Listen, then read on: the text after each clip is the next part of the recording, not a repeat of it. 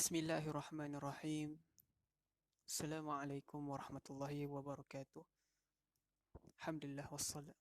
Alhamdulillahirabbil alamin wassalatu wassalamu ala asyrafil anbiya'i wal mursalin wa ala alihi wa sahbihi ajma'in.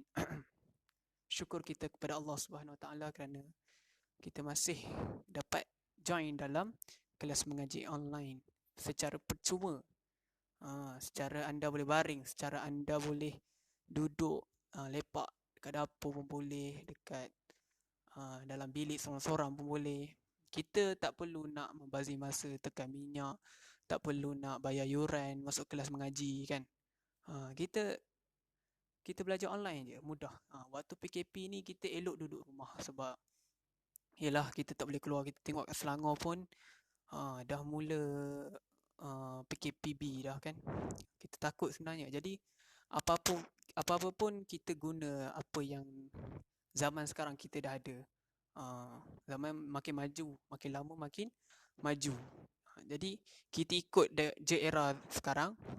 Kemungkinan kita takkan buat kelas. Kita buat kelas semua di alam maya. Lagi selamat jauh-jauh semua. Sebabnya ini merupakan norma baru. Kita memang kena berjauhan. PJJ lah senang. Di samping tu kita dekat dengan mak ayah, tak perlu berpisah jauh. Itulah kelebihan hikmah di sebalik yang Allah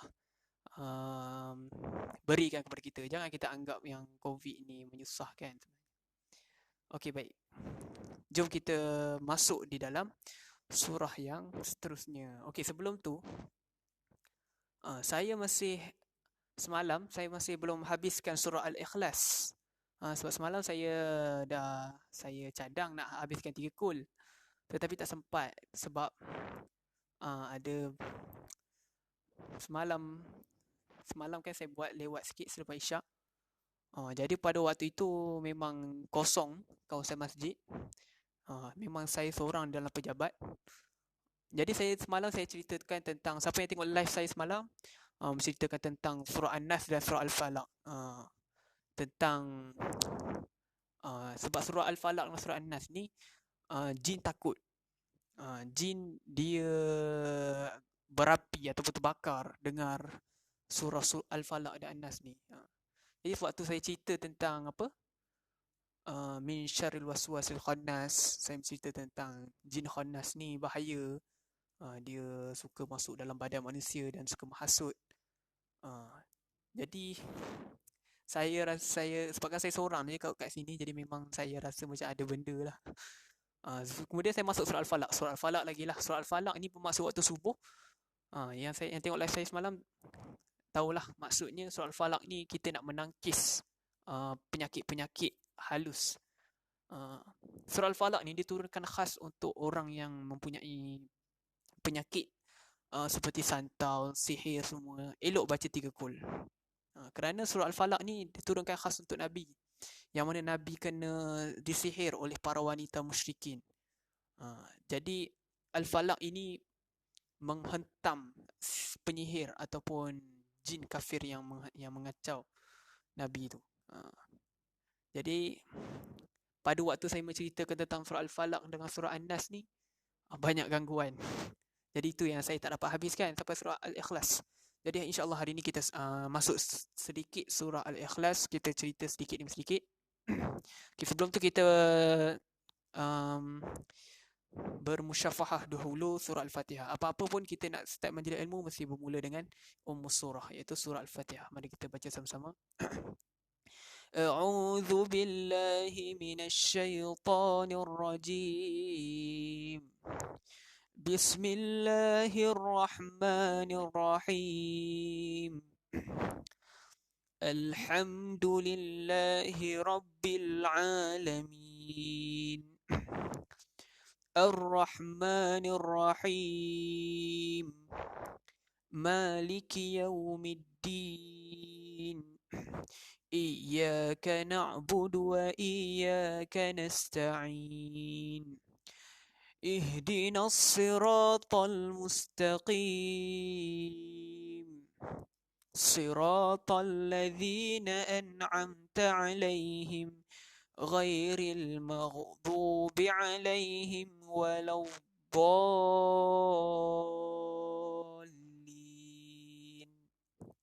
Amin. Baik, saya nak menceritakan sedikit tentang surah Al-Ikhlas. Baik. Okey, apa yang diceritakan dalam surah Al-Ikhlas, tuan-tuan? Surah Al-Ikhlas, kenapa dinamakan sebagai surah Al-Ikhlas? Biasanya sewaktu kecil, budak-budak selalu ingat uh, apa nama surah Qul Huwallah? Budak-budak pun sebut surah Qul Huwallah. Dia pun tak tahu nama dia. Sebab macam misalnya surah Al-Falaq, kita ada sebut Qul a'udzu birabbil falaq. Untuk surah An-Nas ada sebut Qul a'udzu birabbin nas. Tetapi untuk Al-Falaq, Al-Ikhlas dia tak sebut pun. Dia tak ada sebut Al-Ikhlas dalam. Tak ada pun Qul Huwallahu Ikhlas ke, tak ada. Jadi apa yang nak diceritakan di dalam surah Al-Ikhlas ialah apa kelebihan surah Al-Ikhlas ni, tuan-tuan? Di mana di dalam surah Al-Ikhlas ini kita yang membaca ini memuji Allah. Kita memuji Allah Subhanahu Wa Taala, yang mana kita baca sama-sama surah Al-Ikhlas. Siapa yang ada Al-Quran boleh buka. Okey. Kita baca sama-sama. Bismillahirrahmanirrahim. Qul huwallahu ahad.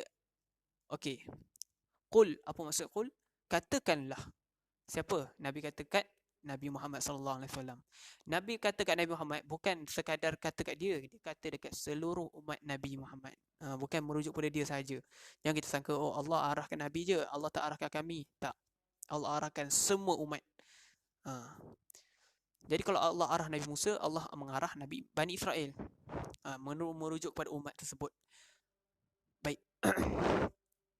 Qul huwallah. Katakanlah, kamu semua ni, kita yang membaca ni. Qul huwallahu ahad. Katakanlah Allah itu Maha Esa. Esa ialah satu. Katakanlah Allah Maha Satu. Qul huwallahu ahad. Ada qalqalah. Allahus samad. Baik. Apa maksud Allahus samad? Yang mana Allah tempat meminta segala sesuatu. Kita nak ikhlas. Itulah dimaksudkan surah Al-Ikhlas, yang mana kita nak ikhlas meminta kepada Allah apa yang kita nak. Tapi kita kena muji dia dulu. Sebagaimana dalam surah Al-Fatihah, kita memuji Allah dulu. Kita tak boleh minta apa-apa ke Allah kalau kita tak puji dia dulu. Boleh. Sebab tu dalam doa pun kita baca Alhamdulillah Rabbil Alamin. Segala puji bagi Allah. Okay. Jadi, Qul huwallahu ahad. Katalah Allah itu Maha Satu. Tak boleh nak kata Allah 2, 3, 4. Allahus samad. Allah tempat kita meminta segala sesuatu. Lam yalid wa lam yulad. Apa maksud? Maksud dia ialah dia tiada beranak dan tiada pula diperanakkan. Kita tak boleh samakan kita dengan Allah. Kita diperanakkan, kita membiak. Kita ni seperti haiwan. Dalam pembelajaran mantik, saya belajar mantik waktu STAM dulu. Pembelajaran mantik ini dia menceritakan manusia ialah haiwan. Manusia ialah haiwan yang berakal. Dalam pembelajaran mantik. Apa maksud mantik ni? Ilmu falsafah. Jadi kita ini adalah seperti haiwan. Kita adalah haiwan mamalia yang mempunyai akal. Mempunyai senyuman, mimik muka. Kita boleh gerak masam, senyum, boleh jelaskan mata kita. Macam haiwan dia tak ada mimik muka. Kita ada mimik muka, nak senyum boleh, nak masam boleh. Haiwan dia macam tu je. Kita pernah tengok kuda senyum ke? Pernah tengok ke monyet senyum, kera ke? Nah, dia pun macam tu lah. Mulut dia pun macam buaya kan. Buaya memang mulut dia besar macam tu. Memang dia nampak senyum je biasa. Macam itik. Mulut dia pun memang senyum. Dia pun tak ada masam. Sebabnya dia tak ada tarik kita punya pipi ni. Pipi kita boleh tarik. Dia pun tak ada pipi. Itu kelebihan manusia ni Allah bagi. Manusia ialah dalam falsafah, manusia ialah haiwan yang mempunyai akal. Jika manusia ialah haiwan, maka manusia pun sama seperti haiwan. Kita diperanakkan, kita membiak. Itu dia dimaksudkan dalam surah Al-Ikhlas. Dia tidak beranak dan tiada pula diperanakkan. Maksudnya Allah tak sama seperti makhluk. Kita ni makhluk Allah. Semua yang Allah cipta adalah makhluk Allah. Jin, binatang, kuda, keldai, khinzir, apa-apa pun semua itu merupakan makhluk Allah. Tetapi macam mana kita nak bezakan kita dengan binatang? Macam mana kita nak bezakan? Jika kita sama dengan binatang, maksudnya kita tak jauh beza. Kalau anda sekadar bekerja, anda sekadar hidup, anda sekadar nak cari makan je hidup kat dunia ni, so tak ada beza lah anda dengan saya tak kata anda. Cuma kita, Allah menyuruh manusia ini buat sesuatu yang membezakan engkau dengan binatang. Apa dia? Apa yang membezakan kita dengan binatang? Iaitu kita mempunyai akal. Apa yang kita nak buat untuk kita bertakwa kepada Allah? Apa yang kita nak buat untuk meningkatkan diri kita, memajukan diri kita? Itulah gunanya akal. Kalau kita hidup ini sekadar nak hidup saja, maka samalah kita dengan seperti binatang. Seperti Profesor Hamka mengatakan, kalau hidup sekadar hidup, babi di hutan pun hidup. Kalau kerja sekadar kerja, kera juga bekerja. Jadi kita kena bezakan kita punya kehidupan ni dengan binatang. Dengan cara kita pertingkatkan diri kita dan niat kita untuk membantu orang. Baru kita boleh meningkatkan diri kita ke tahap yang lebih tinggi. Baik, sambung ayat seterusnya. Walam yakul lahu kufuwan ahad. Okey, apa maksud ayat yang terakhir? Dan tidak ada sesuatu pun yang setara dengan dia. Itu maksud dalam surah Al-Ikhlas. Surah Al-Ikhlas menceritakan kita mengajar diri kita supaya kita ini ikhlas dalam membuat satu pekerjaan tu. Kita mengaku Allah itu Maha Esa, kita mengaku Allah itu tempat kita minta segala sesuatu. Kita kenal Allah itu melalui surah Al-Ikhlas. Itu maksudnya surah Al-Ikhlas ini. Walaupun perkataan Al-Ikhlas tiada dalam Al-Quran, surah Al-Ikhlas. Ramai orang ingat ni surah Ahad, surah Qul Huwallahu Ahad. Minta yang join, terima kasih kepada siapa yang join. Jom kita belajar sama-sama, kita memahami Al-Quran dengan lebih mendalam. Okey, baik. Kita masuk ke surah yang seterusnya, iaitu Suratul Al-Masad, iaitu kena dengan tajuk kita. Adakah anda kenal Abu Lahab? Siapa yang kenal Abu Lahab? Okey, jom kita selidik sama-sama. Kenapa Abu Lahab ni famous, tuan-tuan? Sorry.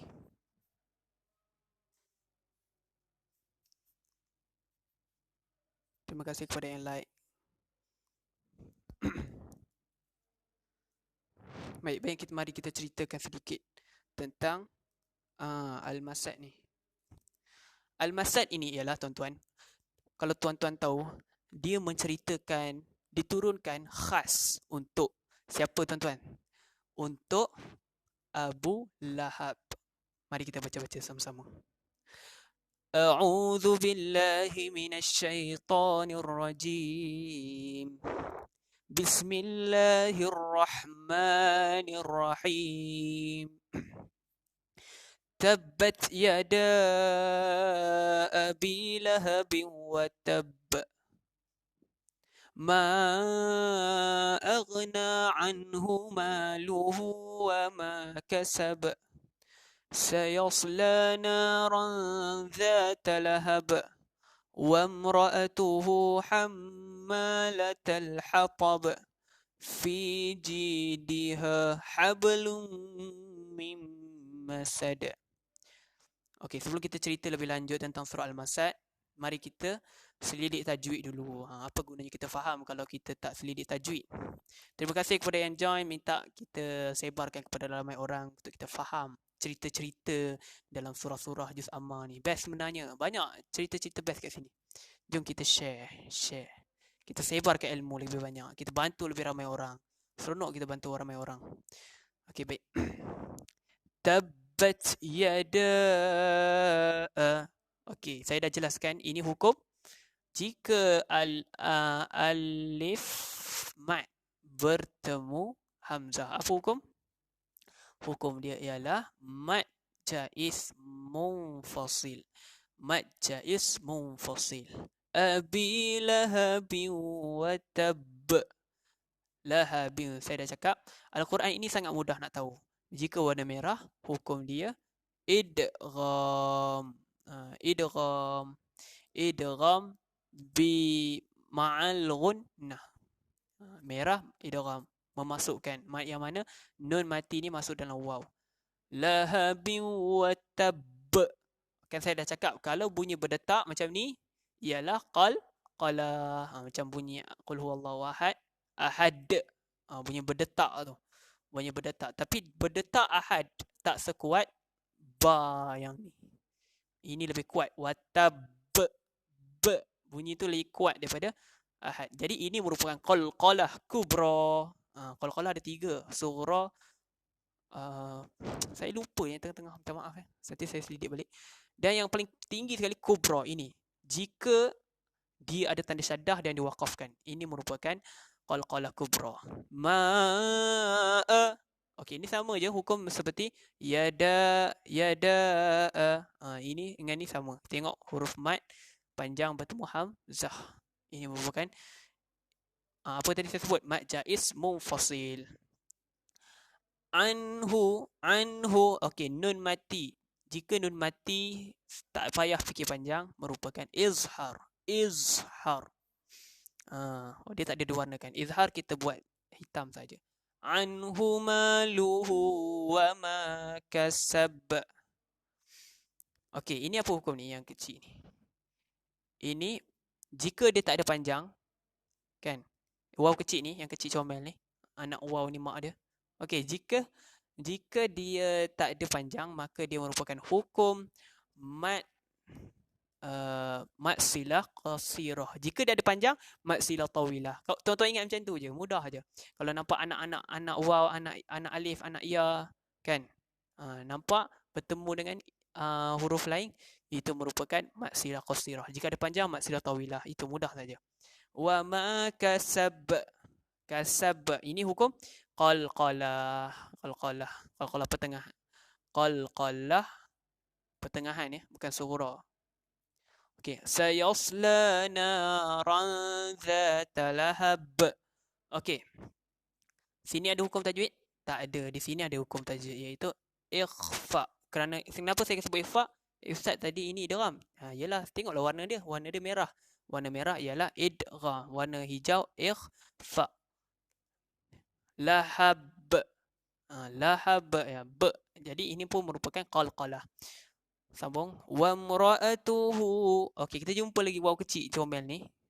Ini merupakan mat silah qasirah. Wa mra'atuhu hammalatal hatab. Wa mra'atuhu hammalatal hatab. Kat sini ada 2 hukum, iaitu mat silah qasirah dan qalqalah dengan wajibul gunnah. Bunyi dengung. Hammalatal hatab. Okey, seterusnya ayat kelima. Fi jidiha hablum mim masad. Okey, kita tengok kat sini macam-macam warna. So dekat sini famous, banyak hukum lah. Fi tak ada hukum. Jidiha tak ada hukum. Hab. Okey, ini qalqalah sughra. Qalqalah yang berada di pertengahan. Hablum. Okey, dia warna merah. So merah kita dah decide merah ialah idgham. Tetapi dia bertemu dengan mim. Hablum mim. Idgham ma'al gunnah. Idgham, ingat, ma'al gunnah. Jika tanwin bertemu dengan selain pada lam dengan ra, maka dia ma'al gunnah. Jika dia bertemu dengan lam dengan ra, dia merupakan idgham bi ghairi gunnah. Okey, boleh. Senang cerita kalau tuan-tuan baca, tuan-tuan dengar bunyi dengung macam ni. Bila baca je bunyi dengung. Itu idgham lah tu, ataupun ikhfa. Bila dengar bunyi dengung, itu ikhfa. Tapi kalau tuan-tuan nampak tanda merah, tetapi dia tak ada bunyi dengung macam ni, tak ada bunyi, so itu merupakan idgham bi ghairi gunnah, tanpa dengung. Dia tetap memasukkan, tetapi dia bi ghairil gunnah. Hablum. Dia dengung, kita dengar bunyi hablum mim. Ini ada lagi. Nun ini adalah nun idgham. Tengok ada bunyi dengung tak? Kalau ada bunyi dengung, maksudnya dia idgham ma'al gunnah. Hablum mim masad.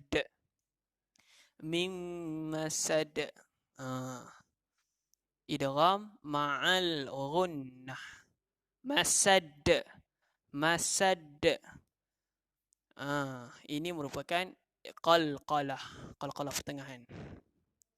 Qalqalah pertengahan, apa nama? Lupa dah. Okey.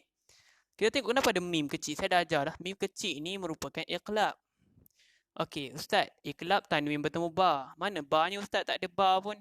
Ada. Cuba cari elok. Cuba tengok selepas surah Al-Masad surah Al-Ikhlas. Al-Ikhlas bermula dengan Bismillah. Ba kan? Kan saya cakap Al-Quran ni kalau kita mampu bernafas panjang, kita boleh sambung sampai habis daripada surah Al-Baqarah sampai surah An-Nas. So memang boleh kalau kita baca fi jidha hablum mim masadim bismillahir. Boleh, tak ada masalah. Sebab tu ditandakan sebagai iqla. Jadi bestnya pakai Quran ni tuan-tuan, mudah kita nak tahu tajwid dekat sini. Jom dapatkan sama-sama. Kita belajar sama-sama dalam live ni. Saya minta yang tengok live ni kita belilah Quran ni. Bukan saya promote, tapi ini meningkatkan tuan-tuan punya apa tu? Ini meningkatkan tuan-tuan punya kualiti bacaan tuan-tuan. Tuan-tuan punya bacaan ni ada kualiti dia, ada dia punya kefasihan dia. Kalau tuan-tuan baca tak bertajwid, tak fasih sebenarnya. Bacaan kita tak fasih. Jadi itulah kelebihan Al-Quran ini. Al-Quran ini amat baik. Mudah untuk siapa yang nak pertingkatkan bacaan tajwid dia. Dapatkan Al-Quran, waqaf dan ibtidak. Kita belajar sama-sama dalam live ni. Memang best Al-Quran ni. Sambil tu kita cerita tentang setiap surah. Saya akan ceritakan. Kalau tuan-tuan nak cerita pun tak apa, masuk ke dalam komen. Ustaz, saya dengar cerita surah ni macam ni Ustaz, ataupun saran kat saya, Ustaz cuba ceritakan tentang surah ni. Saya boleh cerita asalkan tuan-tuan berminat dan tuan-tuan kita nak belajar tajwid, kita beli Quran ni. Untuk siapa yang nak pertingkatkan hukum tajwid dia. Untuk yang zero pun boleh, tak ada masalah. Kita akan guide daripada kosong sampai kita naik satu peringkat demi peringkat. Memang kita tak boleh lompat terus. Tetapi peringkat dia, kita ada satu kaedah baru yang cepat, iaitu kaedah tarian yang diasaskan oleh Ustaz Zakaria, iaitu kaedah haraki. Siapa yang nak join kaedah haraki ni, dalam masa 2 hari sahaja dia dapat menguasai Al-Quran. Jom kita join dalam 31 hari bulan dekat page haraki.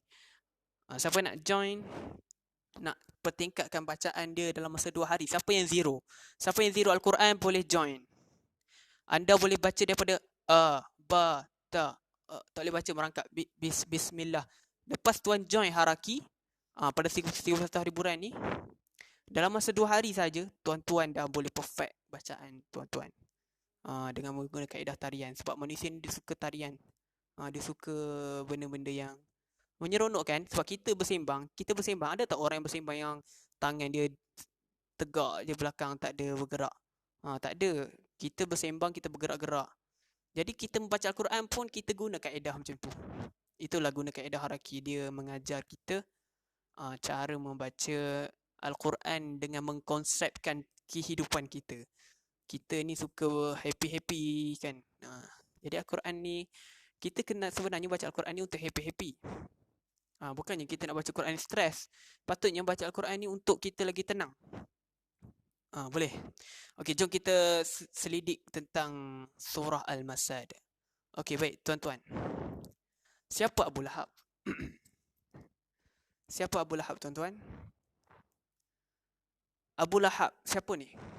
Asal nama dia, Abu Lahab ni, dia lahir di Mekah. Dan dia merupakan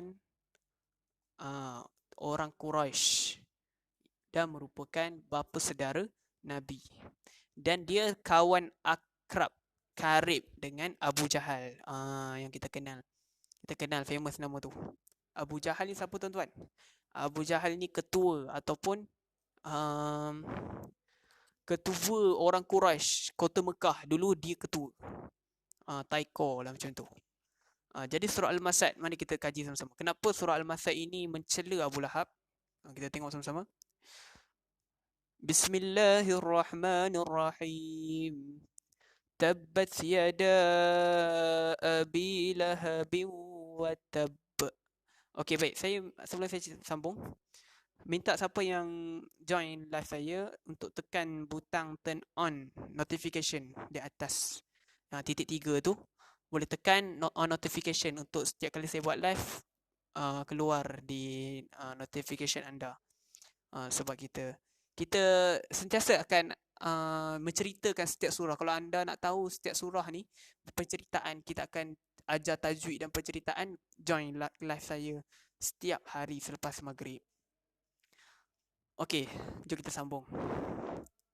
Tabbat yada abi lahabin wa tab. Baik, apa maksud tabbat? Tabbat, Allah mencela Abu Lahab ni dalam surah Al-Masad. Siapa yang ada Al-Quran boleh buka Al-Quran ya. Okey. Tabbat maksudnya celaka lah. Tabbat yada. Apa maksud yada? Yada ialah tangan. Kedua-dua tangan. Kedua-dua tangan Abu Lahab. Tabbat yada abi lahabin wa tab. Celakalah kedua-dua tangan Abu Lahab. Kenapa Allah sebut di dalam surah Al-Masad ni macam tu? Binasalah kedua-dua tangan Abu Lahab. Kenapa Allah sebut kedua-dua tangan? Okey, saya nak tanya, tuan-tuan bekerja ada tak pakai dua-dua tangan ni? Kita nak dapat duit, nak dapat buat bisnes ataupun nak buat kerja apa-apa pun mesti pakai tangan, betul? Jadi Abu Lahab ini merupakan seorang yang kaya, seorang yang usahawan ataupun businessman, seorang usahawan yang berjaya di kota Mekah. Dan dia kaya disebabkan titik peluhnya sendiri. Dia berusaha daripada bawah naik sampai atas. Itu dia Abu Lahab. Nama asal dia bukan Abu Lahab. Nama asal dia adalah Abdul Uzza. Abdul Uzza. Dia merupakan bapa saudara Nabi. Yang mana Abu Lahab ini dia asalnya baik, dia suka dengan Nabi. Sewaktu Nabi baru lahir, Abdul Muttalib sambut Abdullah. Abdullah pula. Ketika Nabi lahir, Abdul Muttalib menjaga Nabi. Abu Lahab pun pelawa kepada Abdul Muttalib. Mari saya jaga si dia ni. Si Muhammad ni mari saya jaga. Saya ada hamba perempuan, nama dia Thuwaibah. Nama perempuan ni Thuwaibah. Thuwaibah ni merupakan hamba kepada Abu Lahab. Jadi Thuwaibah ni, Abu Lahab ini dia sayang sangat kepada Nabi. Dia suka sebab Nabi ni comel waktu kecil. Dia kata, "Mari sini aku jaga Muhammad tu." Abu Talib bagi dekat Abu Lahab. Abu Lahab pun bagi dekat hamba perempuan dia yang bernama Thuwaibah. "Engkau susukan si baby ni, jangan jaga dia elok-elok sampai dia besar. Aku sayang kat dia." Abu Lahab kata, "Aku sayang dia, jaga elok-elok." Jadi Abu Lahab sangat sayang kepada Nabi. Tetapi macam mana boleh sampai Al-Quran Allah mencela Abu Lahab ni sampai turunnya surah Al-Masad, celakalah kedua-dua tangan Abu Lahab. Terima kasih kepada yang join. Kita nak menceritakan tentang Al-Quran dan tajwid. Kita sebarkan kepada orang lain dan kita share kepada orang lain. Okey. Jadi Abu Lahab ini dia sayang sangat kepada Nabi waktu kecil dan minta itu salah faham. Tuan-tuan jangan ingat Halimah Sa'diyah je ibu susuan Nabi. Sebenarnya yang pertama ibu susuan Nabi ialah Thuwaibah. Selepas Thuwaibah menyusu Nabi, barulah diserahkan kepada Aminah semula, dan kemudian Bani Sa'ad datang ke Mekah untuk Bani Sa'ad ni merupakan suku kampung Arab Badui yang mana biasanya orang Arab di kota Mekah ni, kota ni kan banyak penyakit. Jadi mereka selalu hantar baby-baby kecil ni ke kampung sebab udara dia bersih. Udara kampung bersih. Kalau kita tengok kat udara Kuala Lumpur dengan udara Kuak, mana udara dekat kampung kita kan yang sebelah sungai, mana lagi yang nyaman. Jadi orang-orang bandar biasa akan hantar baby dekat ibu-ibu di kampung untuk menyusukan. Jadi Abu Lahab pun hantar Aminah pun hantar Nabi Muhammad ke Bani Sa'ad. Bani Sa'ad datang ke Mekah untuk mengambil anak-anak susuan yang nak mereka ambil. Jadi pada waktu itu Aminah menggendong Nabi dan minta siapa Bani Sa'ad yang boleh terima Nabi Muhammad. Tetapi tiada siapa pun nak terima Nabi Muhammad. Sebab apa? Sebab Nabi Muhammad ini anak yatim. Apa maksud anak yatim? Anak yatim tiada ayah. Jadi pemikiran orang Arab jahiliah pada dulu, dia pun fikir anak yatim ni membawa sial. Apa maksud sial? Membawa celaka lah. Jadi memang dia pun tak nak terima sebab anak yatim ni biasanya miskin. Dia pun nak duit. Jadi dia pun tak terima. Tetapi ada satu ibu ni, dia tak jumpa semua baby-baby yang kaya. Dia nak cari baby bangsawan, semua dah diambil oleh perempuan-perempuan Bani Sa'id yang lain. Tiba-tiba datanglah Aminah mohon untuk seorang perempuan ni daripada Bani Sa'id untuk ambil anak dia. Siapa perempuan tu? Nama dia Halimatus Sa'diyah. Halimatus Sa'diyah tak nak terima. Sebabnya, ya Allah, ialah anak yatim kan. Tetapi akhir-akhirnya dia terima juga Nabi Muhammad. Sebab apa? Sebabnya dia tak ada baby lain dah. Dia tak ada anak-anak yang lain dah untuk dia terima. Jadi dia pun terima Nabi Muhammad. Dia bawa balik ke kampung Sa'ad. Tapi waktu dia bawa balik itulah berlaku peristiwa-peristiwa yang menarik. Peristiwa yang tak masuk akal. Antaranya, dia ingat dia miskin sebabkan dia bawa anak yatim, dia menyusukan anak yatim. Tetapi rupa-rupanya dia bawa baby yang luar biasa. Iaitu ketika dia balik tu awan dia follow je dia sampai balik Bani Sa'id. Jadi Siti Halimah Sa'diyah nanti saya cerita. Saya habiskan soalan masa dulu sebab nak azan dah. Okay. Ma aghna anhu maluhu wa ma kasab. Okay. Tidaklah berfaedah kepadanya harta benda yang apa dan apa yang diusahakan. Okey, kenapa Allah sebut dalam surah Al-Masad celakalah kedua tangan Abu Lahab? Sebab apa celaka kedua-dua tangan dia? Kerana Abu Lahab ini kerana kita ni bekerja pakai tangan. Jadi Allah kata celakalah segala yang diusahakan tu semua sia-sia. Apa yang dia buat, apa yang dia berusaha tu semua sia-sia. Jadi surah Al-Masad ni dia turun susulan selepas Nabi berdakwah di Bukit Safa. Bukit Safa dan Marwah tu, Nabi berdakwah di atas Bukit Safa, dia kumpulkan orang-orang Quraisy. Nabi kata, waktu itu Nabi mewar-warkan secara jelas kepada orang-orang Quraisy. Waktu dulu dia sembunyi-sembunyi, ini Nabi sebarkan ke orang Quraisy, marilah kita memeluk agama yang mentauhidkan Tuhan yang Maha Satu. Yang mana sebenarnya inilah agama yang sebenar. Ini agama tauhid. Yang mana Nabi Adam, Nabi Idris, sejak kurun lama yang bapa kita Nabi Ibrahim pun menganut agama ini. Sesungguhnya patung-patung itulah tidak hidup. Dan patung itu bukanlah Tuhan yang sebenar.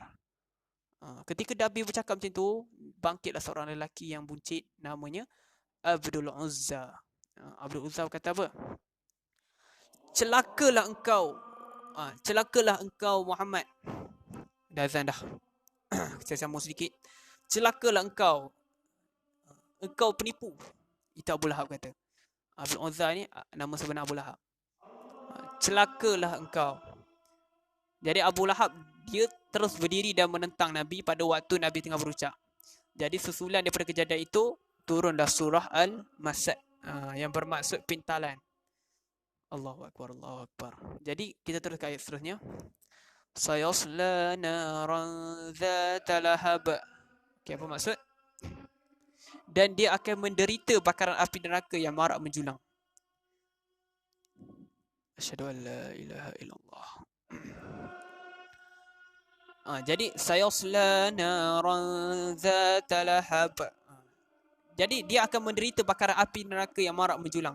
Jadi perkataan lahab tu muncul di dalam surah Al-Masad. Allah gelarkan si Abdul Uzza ini nama dia Abu Lahab. La haula wala quwwata illa billah. Asyhadu anna Muhammad Rasulullah. Dan dia nak tunjukkan Abu Lahab ni memang dia akan confirm masuk neraka.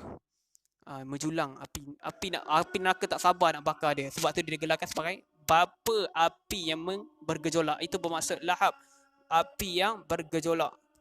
Sayasla naran dzata lahab wa imra'atuhu hammalatal hatab. Okey, wa imra'atuhu apa maksudnya? Dan begitulah isterinya pembawa kayu bakar. Okey.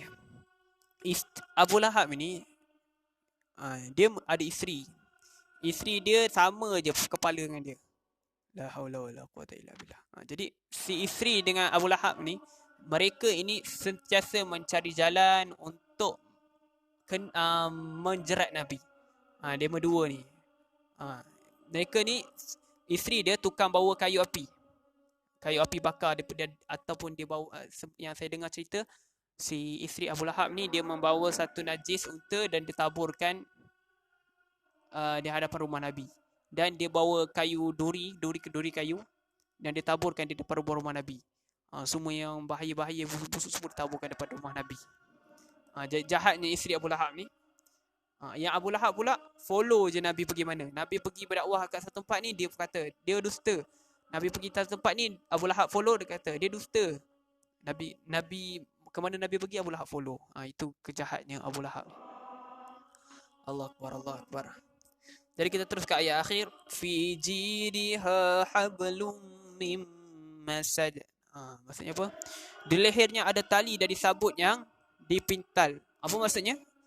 Dekat akhirat kelak si isteri ni, perempuan yang isteri Abu Lahab ni, dia akan dililit dengan satu tali, tali yang dari sabut yang dipintal. Tali menjerut leher dia, jerut. Dekat akhirat kelak dia akan kena macam tu. Sebabnya dipintal dari sabut yang dipintal ni, di lehernya ada tali dari sabut yang dipintal. Okey, sabut yang dipintal ni dia sebenarnya merupakan tukang sihir. Tukang sihir dia memang ada satu sabut yang dipintal. Jadi isteri Abu Lahab ni suka menyihir Nabi. Itu jahatnya isteri dia ni. Jadi Allah kata celakalah kedua tangan Abu Lahab dan isterinya sekali. Isterinya pun sama macam dia. Suka mengganggu Nabi untuk berdakwah. Jadi isteri dia ni, dia suka bawa kayu bakar. So yang dia sebut dalam ayat keempat, isteri dia pembawa kayu bakar. Dia bawa kayu bakar, dia tabur depan rumah Nabi. Kayu bakar, kayu duri, dia tabur ke depan rumah Nabi.